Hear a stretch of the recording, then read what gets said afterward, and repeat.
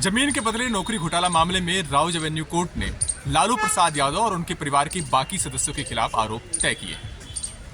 लालू प्रसाद यादव के अलावा उनकी पत्नी राबड़ी यादव, उनके दोनों बेटे तेज प्रताप और तेजस्वी यादव और इसके साथ ही दोनों बेटियां मीसा भारती और हेमा यादव के खिलाफ कोर्ट ने आरोप तय किए। जिन धाराओं के तहत कोर्ट ने आरोप तय किए हैं उसमें आपराधिक साजिश यानी आईपीसी की धारा 120 बी, करप्शन यानी आईपीसी 420 और प्रिवेंशन ऑफ करप्शन एक्ट की विभिन्न धाराएं शामिल हैं। स्पेशल जज विशाल गोगरे ने अपने आदेश में कहा कि ऐसा लगता है कि लालू यादव के परिवार ने आपस में मिलकर एक आपराधिक गिरोह की तरह काम किया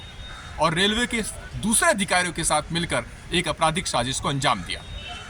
कोर्ट ने कहा कि सीबीआई की तरफ से जो चार्जशीट दायर की गई है उनके केस को देखते हुए ऐसा लगता है कि लालू प्रसाद यादव ने सरकारी नौकरियों को एक जरिया बनाया ताकि उनके परिवार के बाकी लोगों को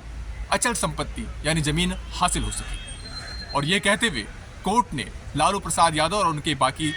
परिवार के सदस्यों के खिलाफ आरोप तय कर दिए। हालांकि सीबीआई ने इस चार्जशीट में कुल 103 लोगों को आरोपी बनाया था। इनमें से 5 लोगों की मौत हो चुकी है और आज कोर्ट ने 52 लोगों को आरोप मुक्त करने का आदेश दिया है।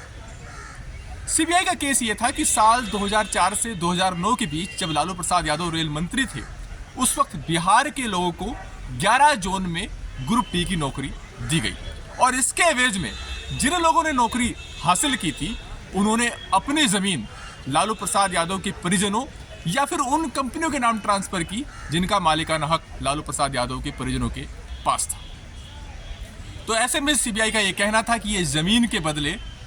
नौकरी घोटाले का मामला था, यानी नौकरी पाने के एवज में जमीन के जो टुकड़े हैं वो लालू प्रसाद यादव के परिजनों के नाम ट्रांसफर किए गए। सुनवाई के दौरान जब इस मामले को लेकर के जिरह हो रही थी तो सीबीआई का यह कहना था कि इन नौकरियों के लिए कोई विज्ञापन नहीं दिए गए थे और इस मामले में जो सरकारी गवाह हैं उन्होंने इस बात की तस्दीक की है कि रेलवे मंत्रालय पर प्रेशर था कि इन्हीं लोगों की नियुक्तियों को मंजूरी देनी है और एक तरीके से लालू प्रसाद यादव ने बिहार के कमजोर तबके के लोगों का शोषण किया, उन्हें सरकारी नौकरी देने के एवज में उनकी जमीन हथियाने की साजिश रची। ये सीबीआई का आर्गुमेंट था जब कोर्ट में इस मामले को लेकर के जिरह चल रही थी। हालांकि लालू प्रसाद यादव और बाकी जो आरोपी थे उनके वकीलों ने इन दलीलों का खंडन किया था। उनका यह कहना था कि ये केस पूरी तरीके से राजनीति से प्रेरित है। इस मामले में जो नियुक्तियां हुई हैं वो रेलवे के अधिकारियों ने की हैं। लालू यादव ने किसी नियुक्ति पत्र पर हस्ताक्षर नहीं किए हैं और इस मामले में जो जमीन के सौदे हुए हैं उनको सीधा नौकरियों से कोई लिंक नहीं बनता है, क्योंकि दोनों घटनाएं यानी नौकरी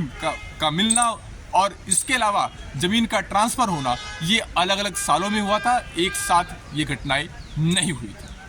बहरहाल कोर्ट ने इस मामले में सीबीआई की दलीलों से, सीबीआई की चार्जशीट से पहली नजर में संतुष्ट होते हुए माना कि आरोपियों के खिलाफ जो केस रखा गया है जांच एजेंसी की तरफ से वो इस लायक है कि आरोपियों के खिलाफ इन धाराओं के तहत आरोप तय हो सकते हैं। अब अगली सुनवाई इस मामले को लेकर के 29 जनवरी को होगी। उस दिन इस मामले में आरोपी कोर्ट के सामने पेश होंगे और कोर्ट उनसे ये पूछेगा कि जिन धाराओं के तहत ये आरोप तय किए गए हैं क्या वो उन आरोपों को स्वीकार करते हैं या फिर वो मुकदमे का सामना करेंगे। अगर आरोपी को स्वीकार नहीं करते हैं तो ऐसी सूरत में फिर मुकदमे का सामना उनको करना होता है और जिन धाराओं के तहत कोर्ट ने आरोप तय किए हैं उन्हीं धाराओं के तहत फिर इस मामले में मुकदमा चलेगा। तो अगली सुनवाई इस मामले को लेकर के 29 जनवरी को होगी, जहां पर जो इस मामले में आगे जो कानूनी प्रक्रिया है वो आगे बढ़ेगी और उस दिन कोर्ट आरोपियों से बात पूछेगा कि क्या वो आरोपों को स्वीकार कर रहे हैं या फिर मुकदमे का सामना करेंगे। लेकिन फिलहाल इस स्टेज पर आज का जो आदेश है वो लालू यादव और उनके परिवारजनों के लिए एक बड़ी मुश्किल का सबब लेकर के आया है। अरविंद सिंह, जी मीडिया, दिल्ली।